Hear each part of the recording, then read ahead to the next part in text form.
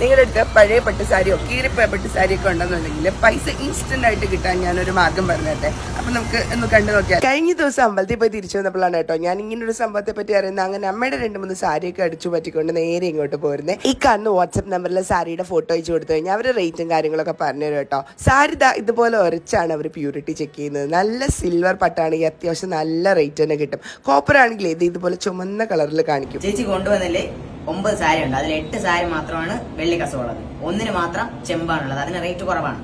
അപ്പൊ ഈ 8 എണ്ണത്തിന് വന്നിട്ട് മൊത്തം ടോട്ടലായിട്ട് 65,000 രൂപ പോകും. വന്നിട്ട് 65,000 രൂപ പോകും. ഇതിന് വന്നിട്ട് ചെമ്പാണ്.